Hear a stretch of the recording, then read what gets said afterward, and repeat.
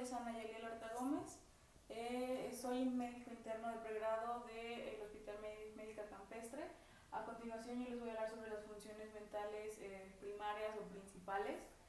Es importante mencionar que las funciones mentales son el producto de la activación de diferentes o distintos circuitos neuronales. Las funciones mentales principales, o las que abarcan mayormente, es la atención, la cognición, el lenguaje, la percepción motora, ejecución. Sin embargo, también es importante mencionar que las áreas de mayor relevancia en estas funciones mentales son la corteza cerebral y la corteza prefrontal.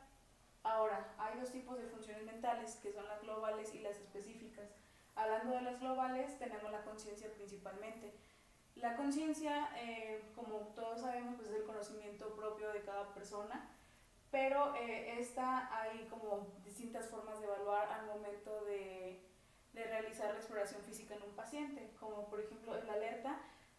El paciente que se encuentra alerta pues es una respuesta oportuna. Somnolencia, hay una respuesta, sin embargo es de una manera más lenta. El estupor, solamente reacciona el paciente cuando hay estímulos con aumentada intensidad. El coma superficial son con respuestas parciales, y ya un coma profundo es una persona, o estamos hablando ya de una respuesta pues incompleta básicamente. El nivel de conciencia, como sabemos, se va a evaluar con la escala de coma de Glasgow. Como sabemos, esta tiene o evalúa tres respuestas, que es la respuesta ocular, la verbal y la motora. Ahora, hablando de las funciones mentales específicas, tenemos la atención. Podemos definir la atención como que es la capacidad de seleccionar y poder centrarse en estímulos que son relevantes para poder responder. Esta se abarca o es principalmente dada por la corteza prefrontal. Aquí lo que va a suceder es que va a facilitar la percepción, también la memoria y el lenguaje o el aprendizaje. Y aquí se va a evaluar como una arousal, que es una respuesta óptima. Una atención focal, que como su nombre lo dice, se va a enfocar a ciertos estímulos que se pueden llegar a presentar. La selectiva son solamente a ciertas cosas que son totalmente relevantes o que tienen mayor importancia. Y la sostenida es algo que realmente se le solicita, es decir, a un paciente que se le pide, ¿sabes qué? Vas a tener que prestar mayor atención a esto, o vas a especificar en esto, se concentra nada más en lo que se le solicita.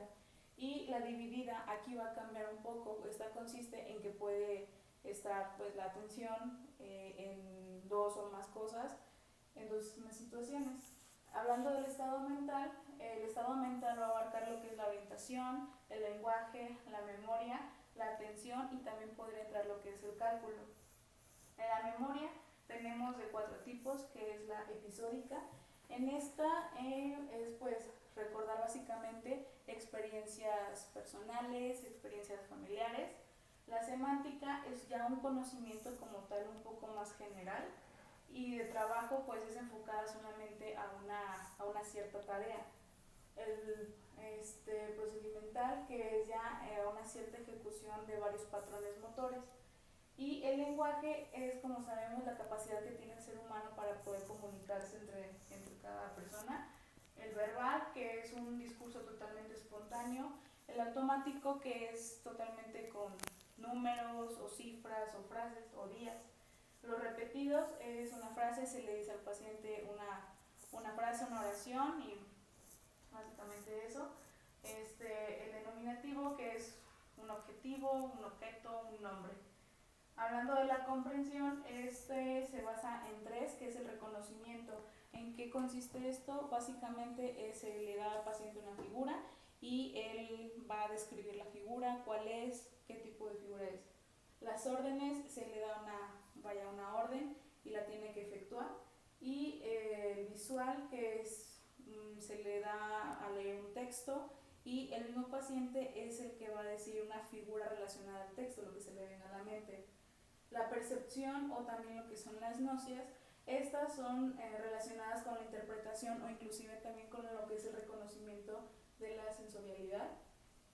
La agnosia, ¿qué entendemos por agnosia? ¿Cómo se define? Pues básicamente es la incapacidad para tanto reconocer como identificar y discriminar ciertos estímulos sensoriales que previamente pues ya se han conocido. Por ejemplo, estas se van a evaluar o explorar de tres maneras, que es la visual. Esta consiste en que es por caras o por alguna parte del cuerpo, no lo recuerda, no lo identifica como tal. Los auditivos se le da a escuchar ciertas ciertas canciones, música, frases, lo que sea, y también es que el mismo paciente pues diga a qué se refiere, ¿no? Y finalmente las táctiles, que es con los ojos cerrados tocar un objeto y pues no lo va a poder reconocer, no lo va a poder identificar. Finalmente las praxias, estas son habilidades motoras, las cuales pues adquiere el ser humano de forma organizada como tal.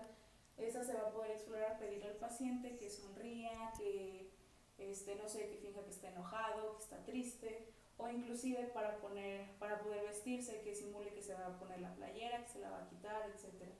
Y es también importante mencionar que así como tenemos áreas para el pensamiento, para el habla, también para la toma de decisiones, básicamente como les comentaba anteriormente al inicio de esta plática, hay dos cortezas principales en todo este tema, que es la corteza cerebral y la prefrontal. Para la toma de decisiones, la corteza principal que se va a utilizar o la que se encarga de esto es la corteza prefrontal.